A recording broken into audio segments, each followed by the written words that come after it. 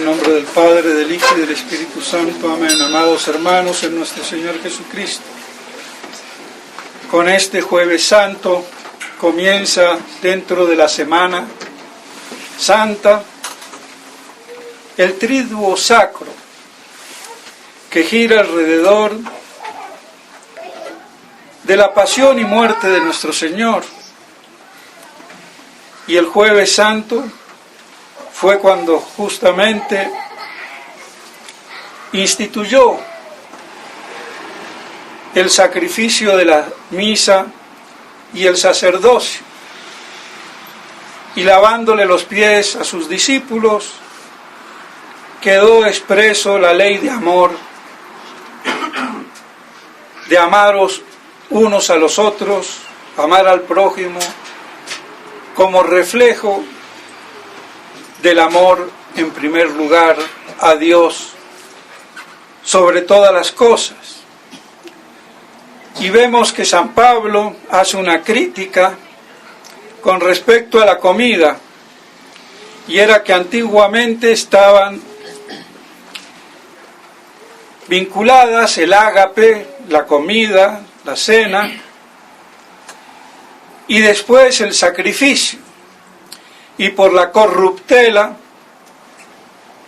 que es lo que él fustiga, que unos llevan, otros no, y los que no tienen y los que tienen, y para que eso no se convirtiera en una merienda de negros, con perdón de los negros, entonces se separa el ágape de propiamente el sacrificio de la Santa Misa. Y por eso entonces esta explicación, para que entendamos esa parte, porque si no, no nos queda como muy claro a cuento de qué viene la epístola.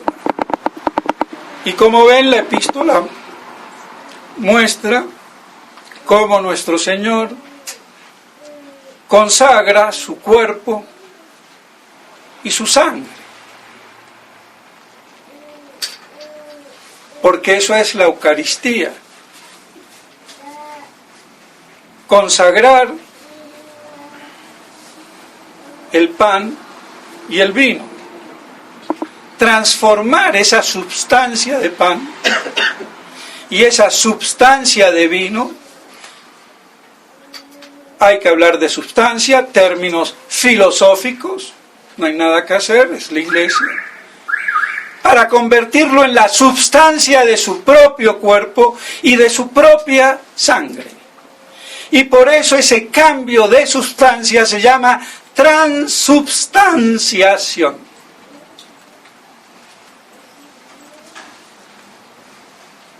Pasa de una sustancia a otra, deja de ser pan y vino para ser cuerpo y sangre de Cristo.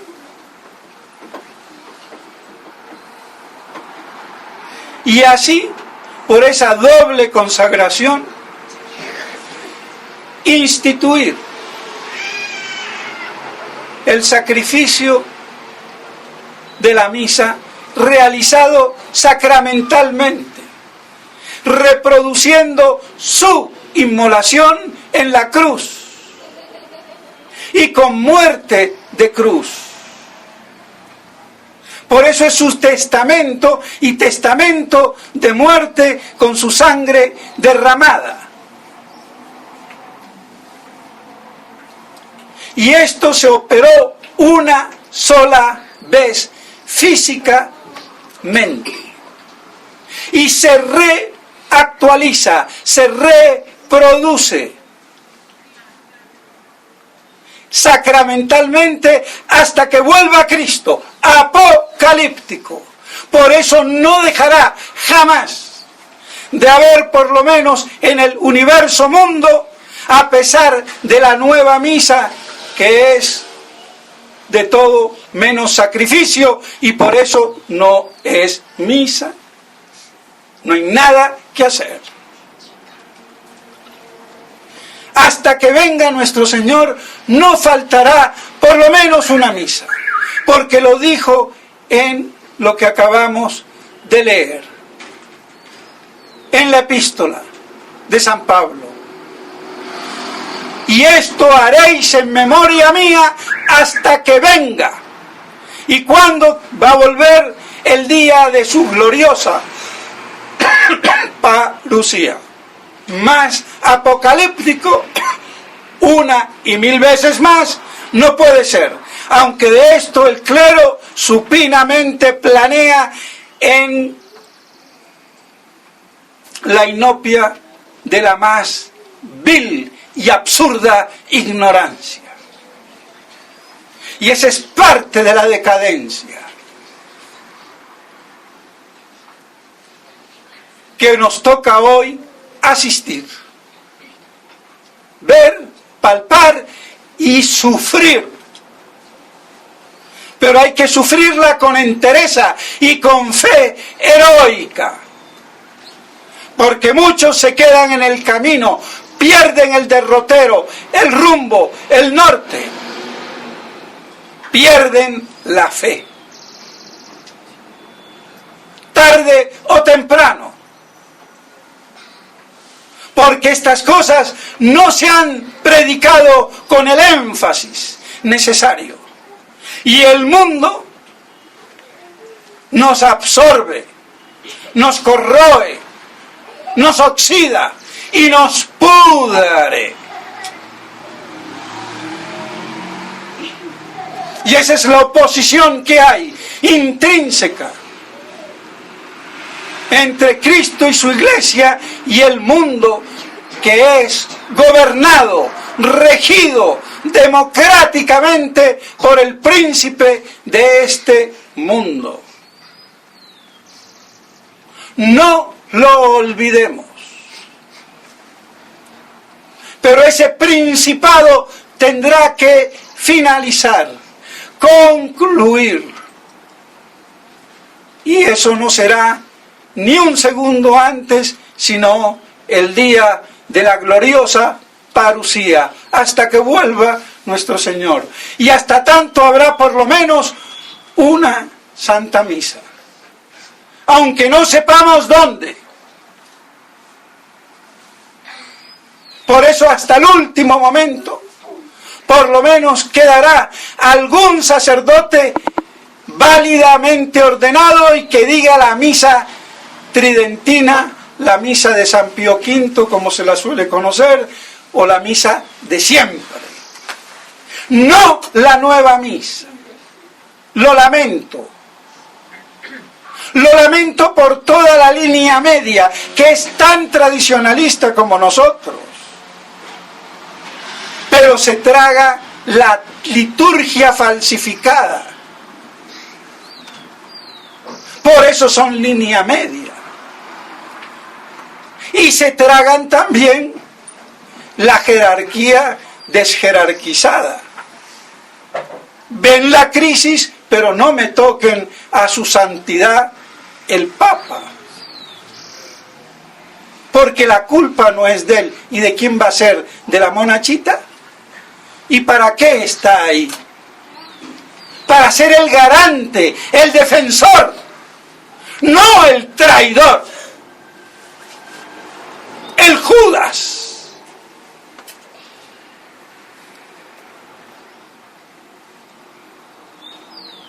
Así de claro y de contundente.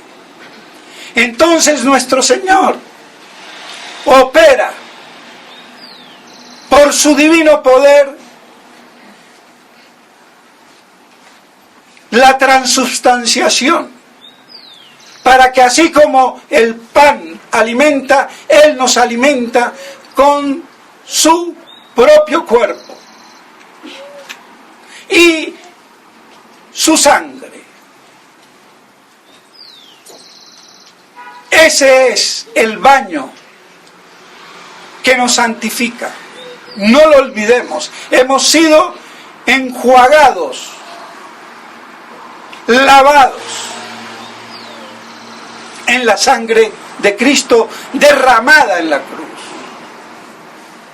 Y hago énfasis, derramada, porque no es la sangre que circula por las aurículas y los ventrículos del Sagrado Corazón. Es del corazón que ha sido atravesado por una lanza. Es del cuerpo inerte, muerto, sin alma. Por eso es la muerte.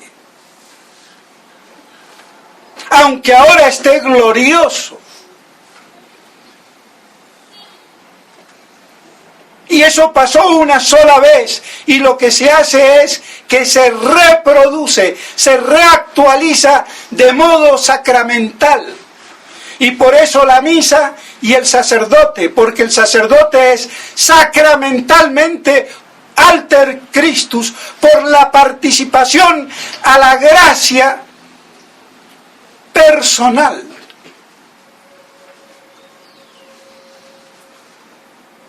De Cristo, in persona Christi. Por eso Monseñor Tissier, también en su librito, además de equivocarse, diciendo que Monseñor firmó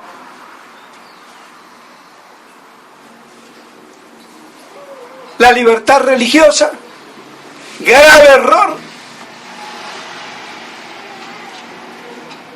También se equivoca cuando en el mismo libro dice que Monseñor Lefebvre, cuando hablaba de la gracia del sacerdocio, que no era la gracia personal de Cristo. Otro error más del supuestamente tan teólogo Tissier. Eso demuestra que de teólogo poco. Son fantoches, doctorcillos, leguleyos, pero de profunda y estructurada teología no hay mucho que digamos. Y tan es así que vean cómo me lo meriendo.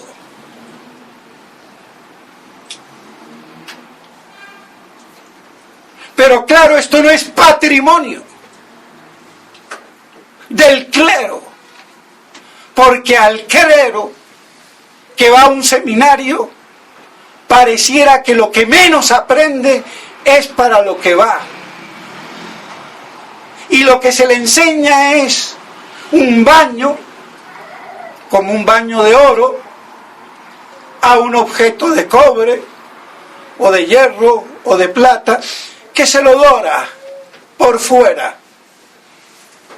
pero que no está petrido en la sustancia del oro que pretende reflejar. Y eso pasa en los seminarios y pasa en Econ, que no es la excepción. Y entonces, claro, ¿qué se va a pedir? Pero esa es la cultura kempiana, que ha permeado la espiritualidad de los seminarios durante generaciones y siglos, y que nos puede dar lo que vemos hoy.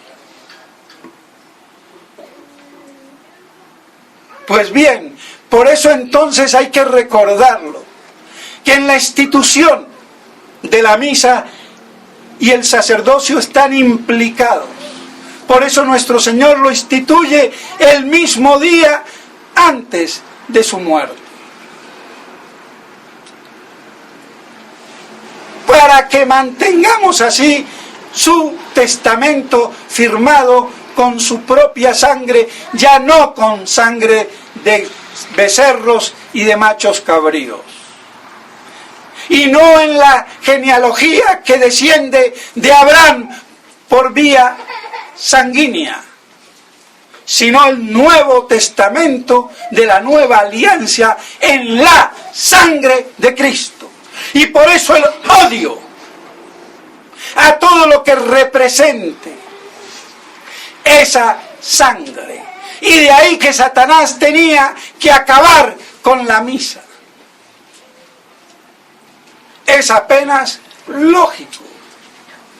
Otra cosa es difícil admitirlo. ¿Cómo Dios va a permitir? Y sí, porque pedazo de animal, si la gente se va al infierno porque se le da la gana, ¿cómo no va a permitir este desastre si no se mantiene la fidelidad y se traiciona como Judas? Porque Judas era un apóstol que tenía las cualidades, por eso Cristo lo eligió para ser apóstol. Pero Judas traicionó, no fue fiel, le pudo más su propio orgullo. Y es más, ya saben, que Judas se sintió defraudado. Él esperaba que el Mesías fuera como se lo pintaban en la sinagoga y como lo pintaban también las Escrituras, pero como lo pintan sin distinguir entre la primera y la segunda venida. Él lo esperaba todo glorioso y poderoso, pero de una manera carnalizada y nacionalista judaica para glorificar al pueblo elegido y hacer súbditos a los romanos y a todo el mundo, que es el ideal de la sinarquía judaica. Pero tenía su fundamento verdadero que fue invertido. Entonces, como no era el Mesías tal como se lo imaginaban, pues a matarlo, a venderlo. Así de claro. Y ese fue el gran drama del deicidio y del pueblo judío. Y por eso fue réprobo.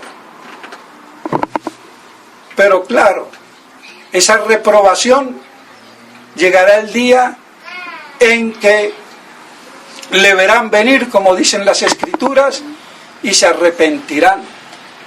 Pero eso es ni un segundo antes tampoco de que Él vuelva. Vean cómo es eminentemente parusiaco todo. Lo que pasa es que esa partecita no se ve, queda eclipsada. Pero es el drama. Y nosotros también, al revés que los judíos, como ya vino, nos olvidamos que va a venir. Y bueno, y espero un triunfo, pero un triunfo también, ya no del Mesías, como lo esperaban los judíos, sino de la Iglesia, que va a gobernar y a mangonear, y los curitas a mandar al universo orbe, otros imbéciles más. Y para eso, Fátima. Ni Fátima ni tu abuela. Ese no es el triunfo de la Iglesia. Antes de que venga Cristo. Ojo. Será y es después. Y con la conversión de los judíos y de los gentiles. Y todos reunidos en un solo rebaño bajo un solo pastor. Cuidado, gran promesa por realizarse y apocalíptica como es, pero no se intelige si no se tienen las claves. Entonces, hasta que venga nuestro Señor, habrá por lo menos una misa verdadera. Y el día que no haya, se acabó este mundo. Vendrá ya Cristo. Así que entonces guardemos ese testamento y no nos olvidemos del mandato. Si el Maestro, el Señor, lava los pies, pues lavaos los unos a los otros, amaos los unos a los otros. ¿Y qué hacemos? Nos comemos los unos a los otros. Se habla de mucha humanidad, y somos unos lobos feraces, sin ningún ideal de servicio, de ayuda, y si ayudo es para mostrarme. Por eso lo que hace tu mano derecha, que no lo sepa la izquierda, ni viceversa.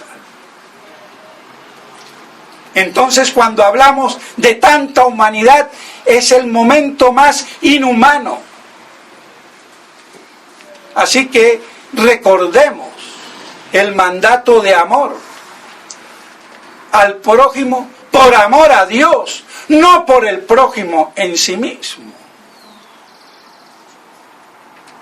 sino por amor a Dios en primer lugar. Si no, ese amor será una filantropía masónica o de lo que fuera, pero no será la caridad cristiana o católica verdadera.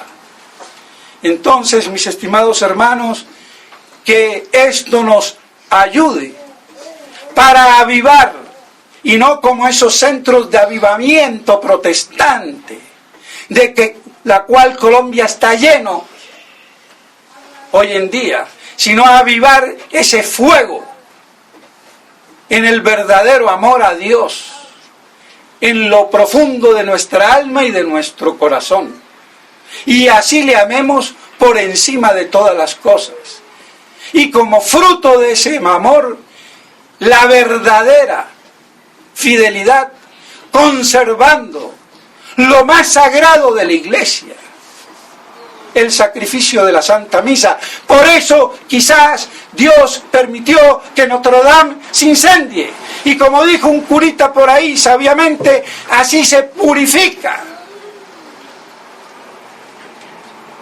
Pero es que lo que merecemos es que se caiga Notre Dame, Chartres, San Pablo y San Pedro en Roma, porque son museos. Ahí no se dice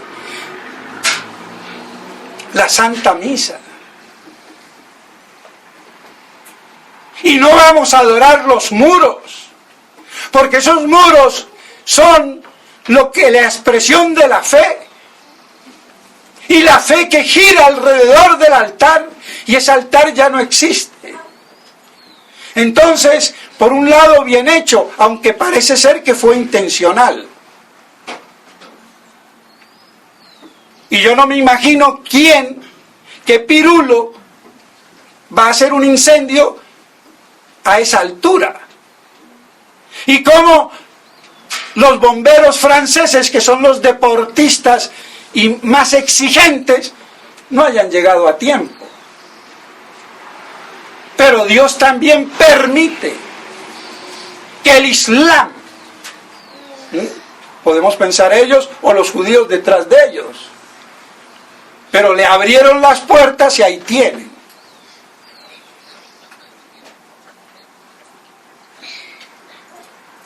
¿Qué vamos a hacer? Pero de todos modos queda una gran moraleja.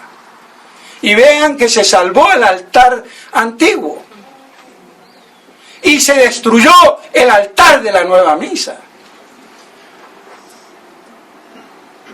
Entonces es muy significativo. Y a mí me duele mucho porque es una gran obra de arte. No es que esté contento, pero es el justo castigo. ¿Acaso el clero de Francia no es de los peores en el mundo? ¿No fueron ellos los que condenaron a Monseñor Lefebvre? ¿Y quién fue Monseñor Lefebvre? El gran preservador del sacrosanto sacrificio de la misa. No lo olvidemos. Y todos aquellos grupos tradicionalistas o pseudo tradicionalistas, mejor dicho, que me los cargo a todos de frente, porque no les tengo miedo, que hablan, impugnan y escupen sobre Monseñor Lefebvre. Y no hay derecho, ni la fraternidad da la cara por su fundador. A ver, Pagliarani, superior de turno ahora. A ver, Monseñor Felé. A ver, Smithberger. Berger o Scherger. No dan la cara. Porque son unos traidores. Y fue Smithberger el que le forzó la mano a Tissier para que escribiera que había firmado la promulgación de la libertad religiosa. Cuando yo sé de viva voz qué era lo que pensaba Monseñor Lefebvre. Pero así de miserables son. ¿Y ahora qué van a hacer los seminaristas que le cuentan las historias y la biografía del santo papanata de Tissier? Raquítico. Que está bastante grave. Ojalá que Dios le dé vida para que se arrepienta y diga que se equivocó. Porque él también, como buen santulón, dice, bueno, si me falta algún doné, algún dato que desconozca y otro sepa, pues da a entender que él corregiría. Pues a ver si tienes la humildad de corregir. Pero como se lo dice, se lo digo yo, la oveja negra de la fraternité, ¿qué caso va a ser? Pero que le duela. Y de esto está enterada la Casa Generalicia porque a través de ellos le mandé la carta. Otra cosa es que la tiren a la basura. Pero así les irá. De todos modos, entonces, mantengamos vivo lo que hoy representa, mis estimados hermanos. Ese testimonio, esa institución del sacerdocio y de la misa. Y esa fue la vida de Monseñor Lefebvre. A pesar de sus errores que como humano todos tenemos. A pesar de las críticas que yo soy el primero en hacerle. Cuando se justifica. Pero siempre con piedad filial y amor de hijo a padre y no de traidor como estos que se dicen tradicionalistas y le escupen de cismático, de hereje y de apóstata y liberal. Que la Santísima Virgen María nos haga recordar todo esto en nuestros corazones para que podamos así atravesar la difícil situación que hoy nos toca vivir y que parte de ella la tenemos representada en cómo va a finalizar al último en la denudación de los altares y el vaciamiento del tabernáculo, pero eso será para un sermón de otro día porque ya no me voy a alargar más. En nombre del Padre, del Hijo y del Espíritu Santo. Amén.